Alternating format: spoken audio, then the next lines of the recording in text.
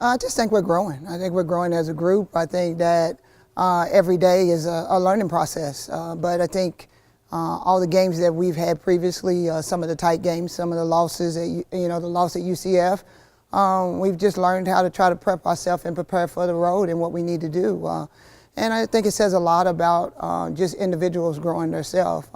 Iimar'i Thomas, playing the way that she's playing, and you have Antoinette and Sam, and Nakira's been out, so different people have had to step up. So I think it's just been a great team effort from everyone.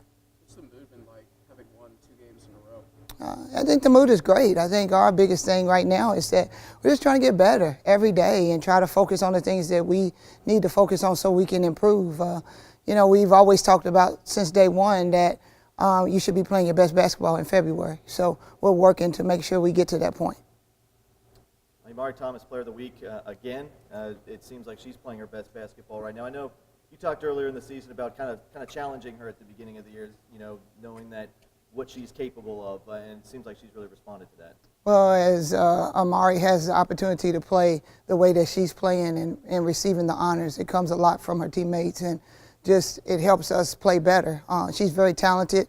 Her IQ is very high, and she's still young. She's a sophomore, so yes, having to challenge her every day, the staff and I really work to make sure that we can push her. I always say practice should be harder than the games.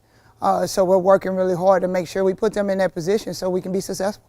How challenging is it for her size to do what she's done? It's very challenging. It really is, and I think that's why we're trying to really push her to be in the best condition and shape that she can be in, because I think that the way she plays and her IQ as high as it is, she's able to pass out of double teams. She's bringing the ball up the floor a little bit more now and doing different things for us to be successful. Looks like several girls on Houston have more turnovers than assists. Is that making you prepare for like a track meet tomorrow, kind of up and down game? Yeah, they shoot a lot of threes. They shoot a lot of shots, and they do. They get up and down the floor. They press. They deny. They do a lot of different things. So we're going to have to make sure we take care of the ball. But definitely, I think the most important thing, we've struggled at times in going to three-point line.